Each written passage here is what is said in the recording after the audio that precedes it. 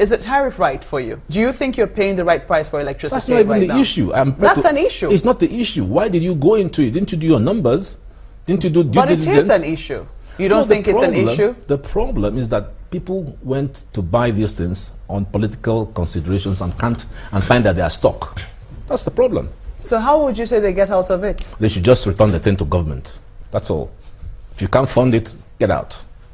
That's it. I didn't force you to buy the thing. So why buy it in the first place? Okay. It's like you telling me... Because if we're talking about market fundamentals, and you were talking about, you know, the privatization process in certain areas, if you look at the telecom sector, the model there was quite different from what is obtainable right now. We saw that in the telecom sector, those people were able to dictate their price, and as competition came, the prices fell. But that is not what is happening in this particular sector, you know, and it's not quite working that way. Let me just even tell you that on the telco sector, be careful not to say that it's been a success story.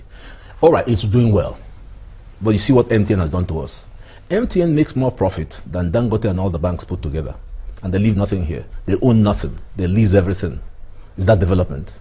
We have a country that is said to be the 20th most industrial country in the world. Do I see it? And by 2 years, it's supposed to be number 9. Yet, if you ask a man on the street, this is a debt poor country. I would not offer the MTN model as a good model.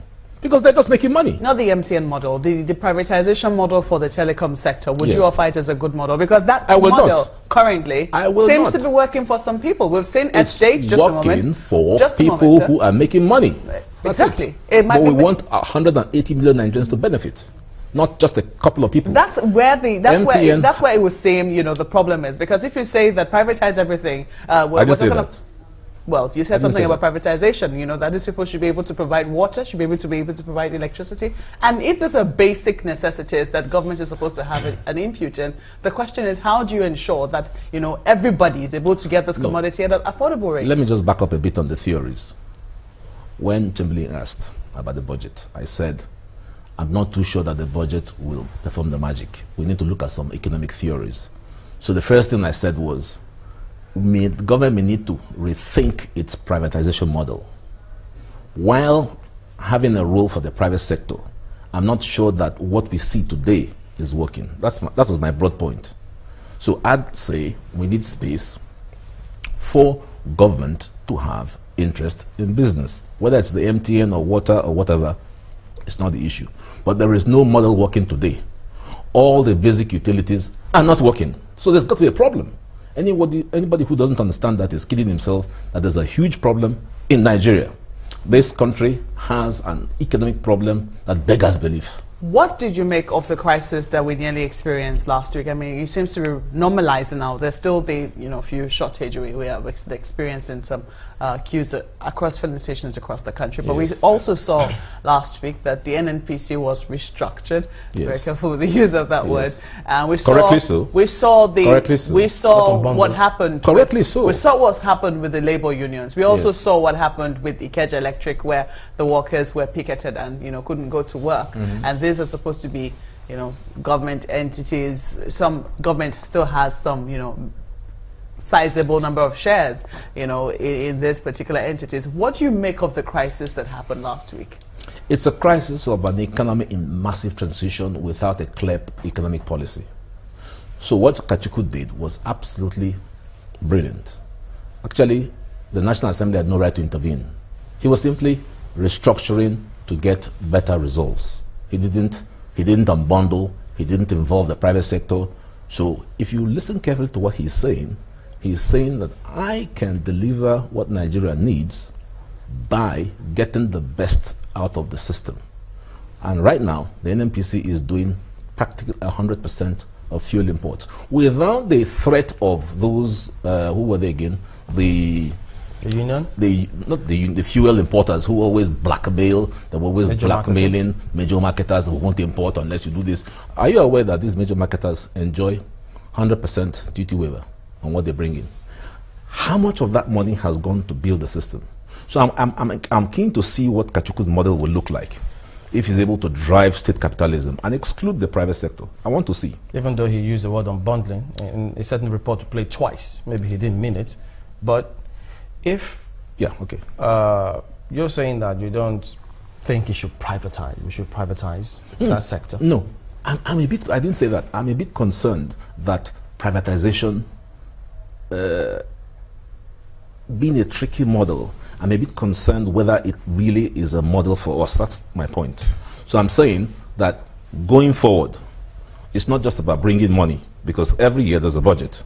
So just bringing money every year doesn't solve the problem. Remember you said, what do I think about the budget on Thursday?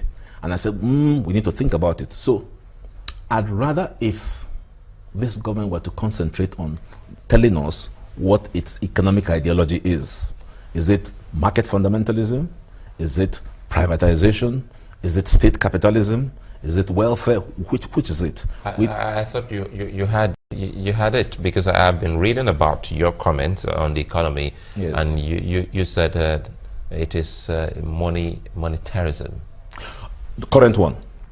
What the current government is doing is strict monetarism, meaning austerity, and that was driven by the allegation, or the context was the Jonathan government was profligate.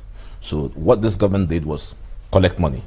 So they removed money from the system, strict monetarism. If you look at the measure of money, M1, it's very tight. But why would you make the country anemic if the patient needs blood? It makes no sense. So for my own first diagnosis after looking at the lab report is pump blood into the patient. We need to have, that's why I talked about quantitative easing. In the UK, when they found that school leavers couldn't get onto the property ladder, the government set aside £20 billion on a help to buy program, help to buy, be mortgages, help to buy. That's state capitalism. They inject those funds. So there's no reason why we should always expect interest rates to be the same. Should we still be expecting quantitative easing when even the budget, the 3 trillion naira budget has not even been passed? The 6.3 billion, 6 whatever trillion is a joke. It's a joke. It is. Even though it's jumped from what, 4 to 6? Well, 180 million people. We're talking about a budget of 100 trillion naira. If you look at the infrastructure report, $30 billion is required. Okay, you are ill. You come to me. You've got so and so. So I tell you, you know what, how much do you have? I have so much. Okay, I will treat this one today. I spent 3 months treating you. When I can give you shock treatment. The economy needs shock treatment. And the only way you can do that is by stimulating the system. So how much would you say government should be pumping in? I just told you, 100 trillion. Where will it come from? I can tell you.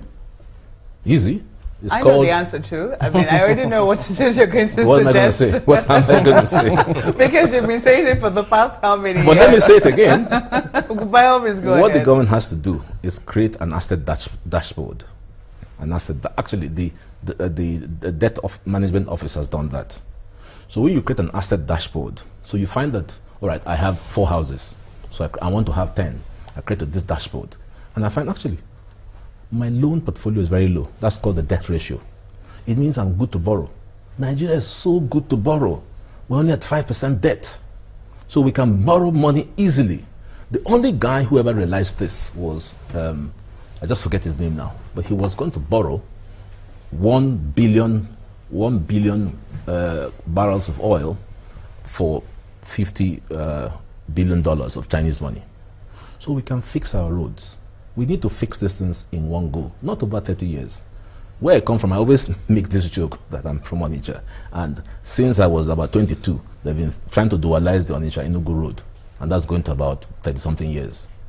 We need humongous amounts of money to give the economy a boost. That's what we need. Isn't that evidence of government failing in business?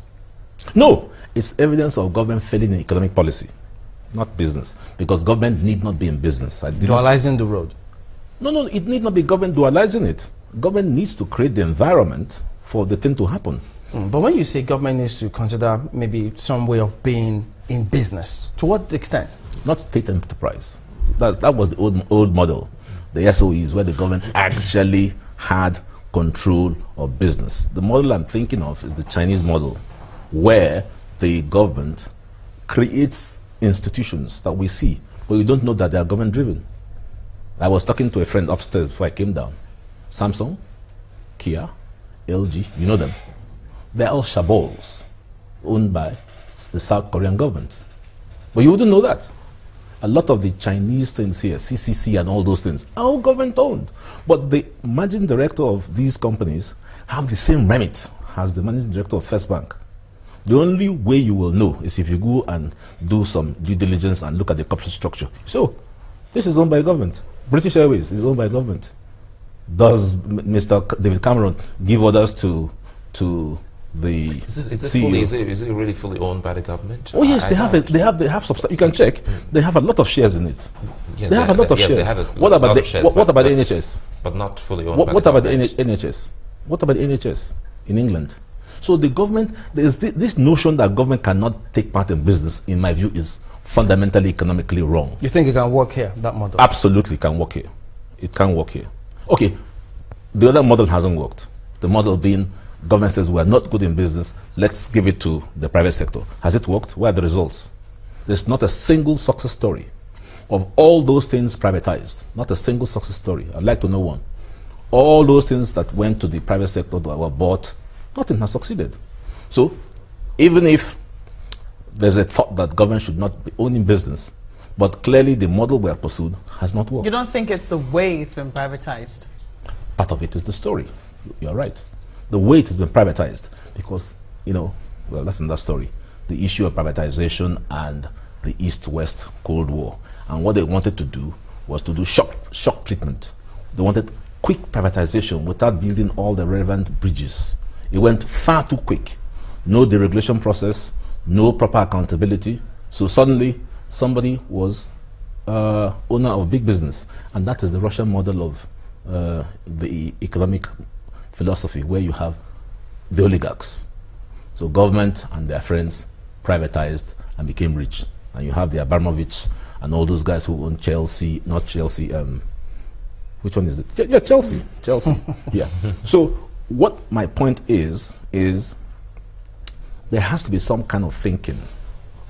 We need to stand back and say, okay, I'm sure maybe we'll all agree, maybe Chamberlain, Sulaiman, and we'll all agree that things are not going well. No one can dispute that. So if things are not going well, then we'll have to ask, what economic model will work?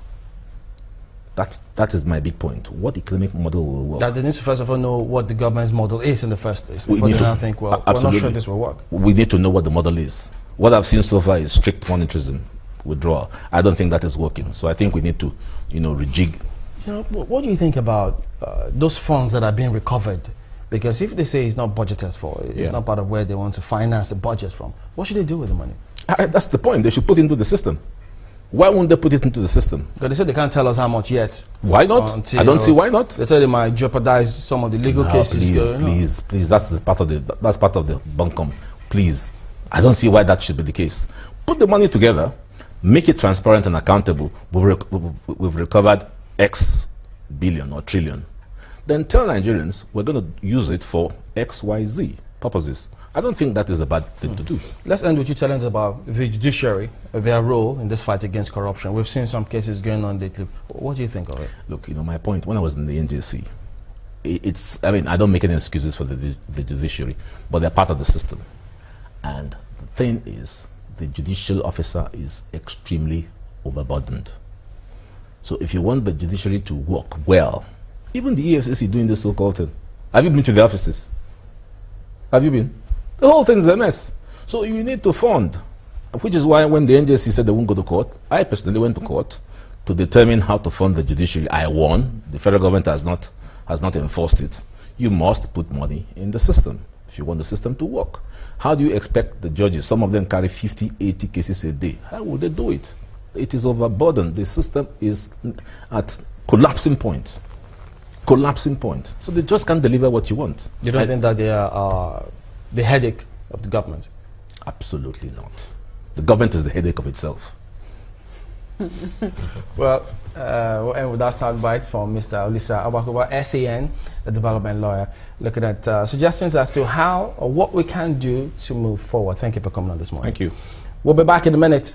Don't go away.